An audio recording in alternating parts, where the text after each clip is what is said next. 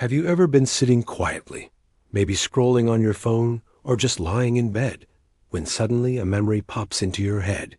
A memory so cringy, so painfully embarrassing, that it makes your stomach twist and your cheeks burn all over again? You remember that time in school when you tripped in front of the entire class, or that awkward thing you said on a first date. And even though it happened years ago, it feels like it's happening all over again. But why does your brain do this? Why does it drag these old, awkward moments back into your consciousness, often when you least expect it? Today, we're diving into the real reason behind these sudden, embarrassing flashbacks and what they reveal about how your brain works. To understand this, we need to first know a little about how memory works. Memory is not like a perfect recording or a video camera of your life. Our brains don't just store moments exactly as they happened. Instead, memories are reconstructed every time we recall them. That means each time you think about something from the past, your brain rebuilds the memory using fragments of what actually happened, mixed with your current emotions, feelings, and even imagination. It's like your brain is retelling a story with a slightly different twist each time. And when it comes to embarrassing moments, this process can make them feel more vivid, more immediate, and more mortifying than they were at the time. Psychologists call this phenomenon autobiographical memory bias. Essentially, your brain is wired to pay extra attention to events that cause strong emotions: fear, shame, embarrassment, or guilt. These emotions act like neon signs, making certain moments stand out in your memory. So while you might forget dozens of mundane things that happened yesterday, the moment you accidentally called your teacher Mom or spilled coffee on your boss is never truly erased. Your brain keeps it tucked away like a cautionary tale, ready to resurface when the right or wrong moment comes along. Interestingly, researchers have found that embarrassing memories are often triggered without conscious effort. You might see a stranger in the street, hear a line from a movie, or even smell a certain scent, and suddenly you're transported back to that humiliating high school moment. This happens because our brains create strong associations between sensory cues and emotional experiences.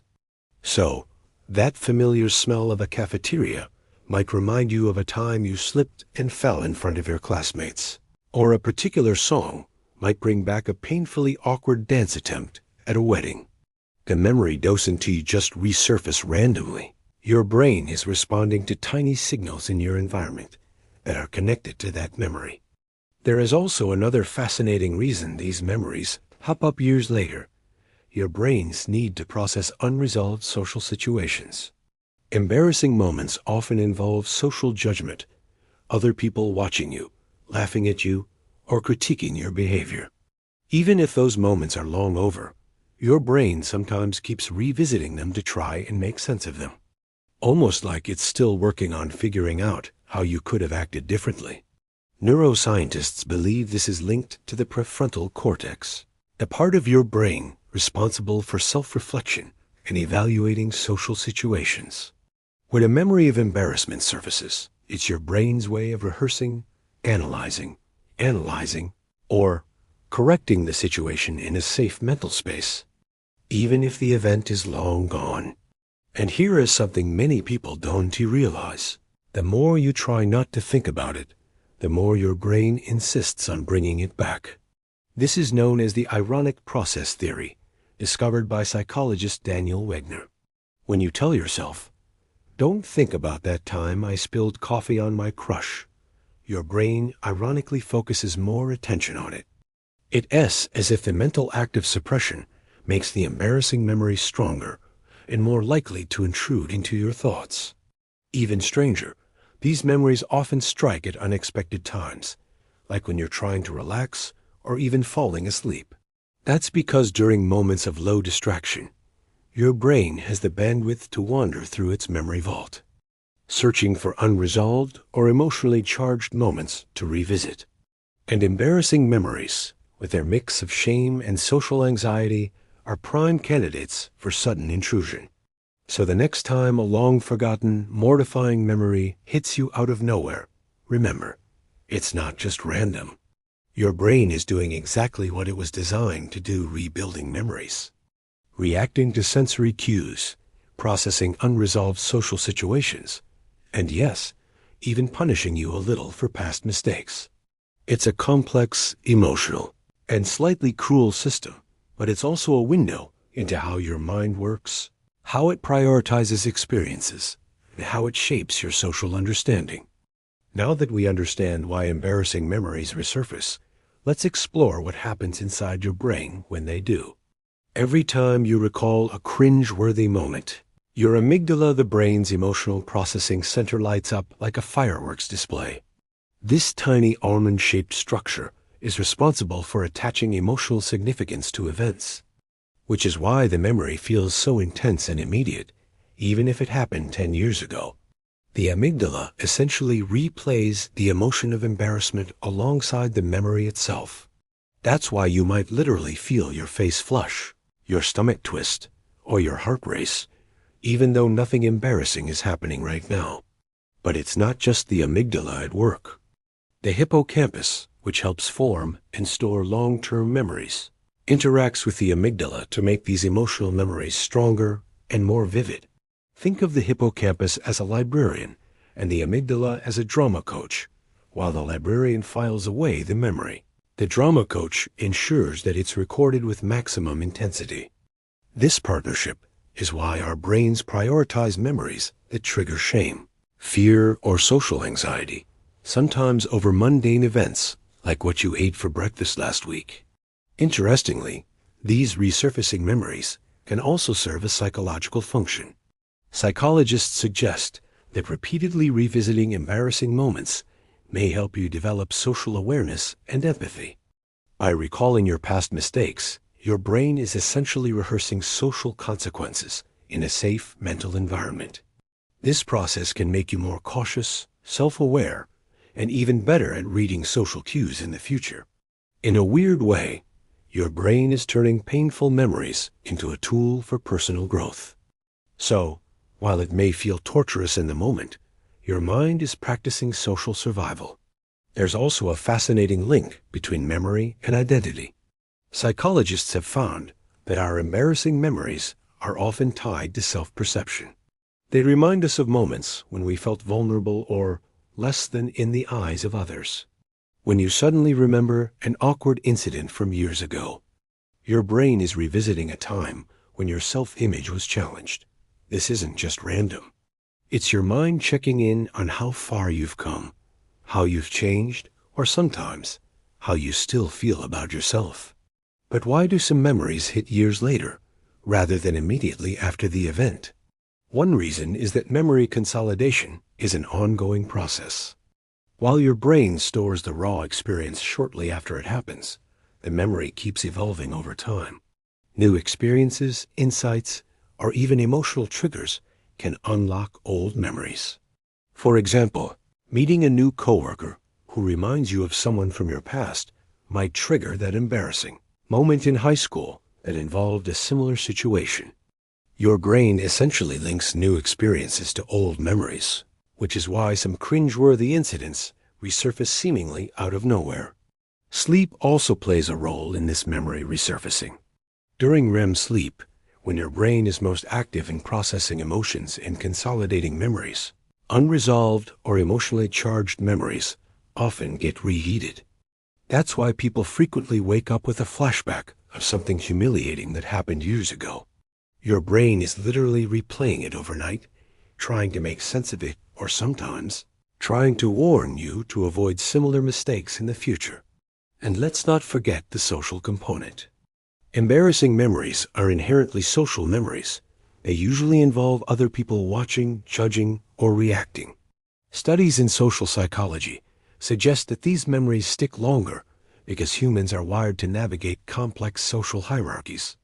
Remembering moments when you were judged or laughed at helps your brain create mental maps of social norms and expectations.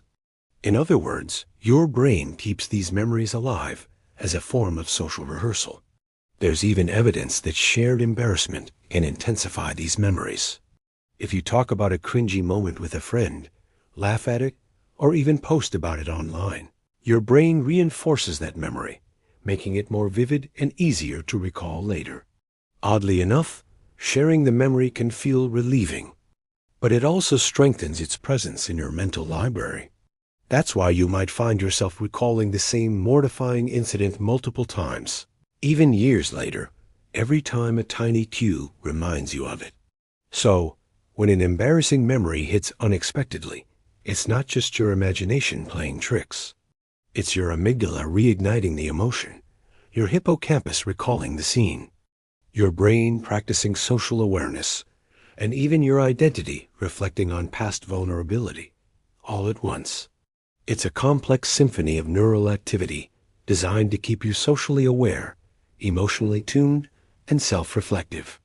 Now that we understand why embarrassing memories resurface and what happens in the brain when they do, the question becomes, can we control them? The short answer is, not entirely.